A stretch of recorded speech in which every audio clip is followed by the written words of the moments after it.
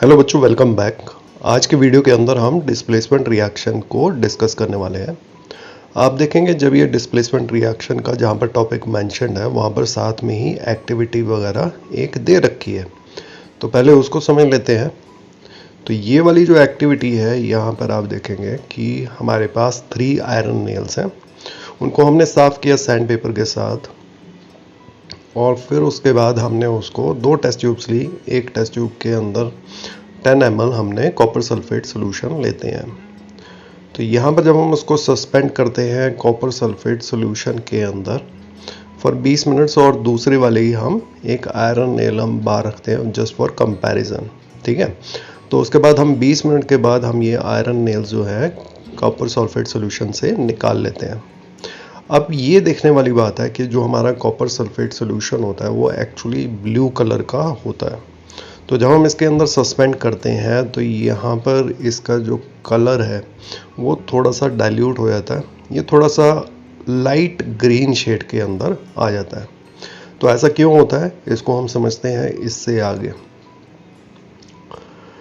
तो यहाँ पर जो है आप ये देखेंगे कि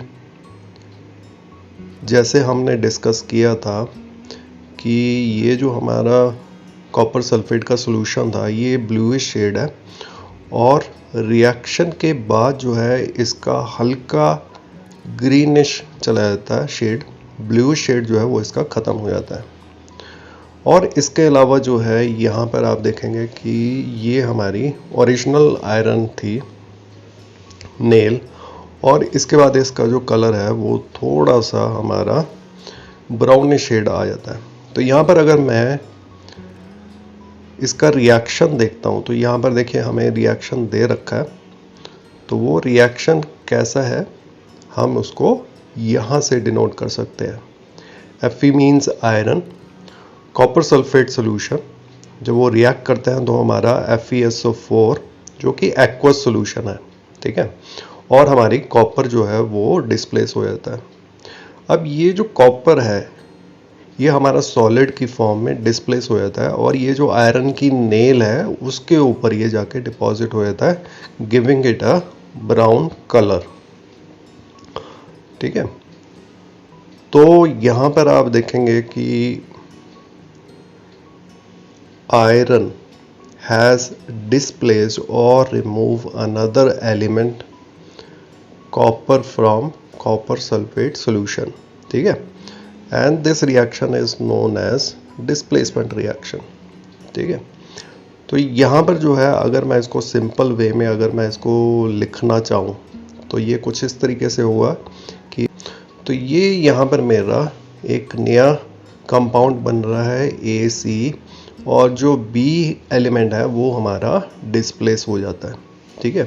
तो यहाँ पर ये वाला जो हमारा जो एलिमेंट था वो एक्चुअली स्ट्रॉन्गर बॉन्ड फॉर्म कर रहा है A के साथ, ठीक है।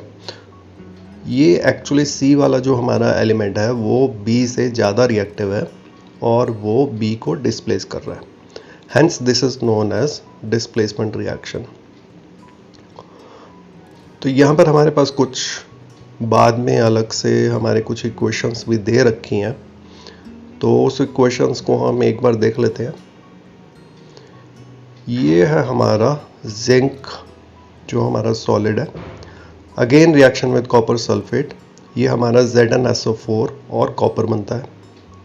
अगेन हम दूसरा लेते हैं लेड और ये कॉपर क्लोराइड के साथ रिएक्ट करके लेड क्लोराइड बन रहा है, again copper is getting displace. तो इसमें हमारा क्या हम इसके अंदर से डिड्यूस कर सकते हैं, क्या इसके अंदर से हम समझ सकते हैं, तो वो समझने वाली बात ये है कि zinc lead are more reactive elements than copper, hence they displace copper from its compounds, ठीक है।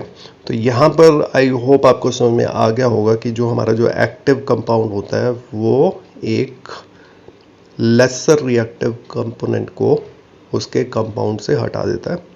These type of reactions are known as displacement reactions, ठीक है। तो अगर आपको इस वीडियो के अंदर कोई बात और समझनी है, कुछ और आपको डाउट क्रिएट होता, तो आप मेरे को नीचे कमेंट सेक्शन में कमेंट कर सकते हैं। I will get back to you. Thanks for watching my video. Thank you once again.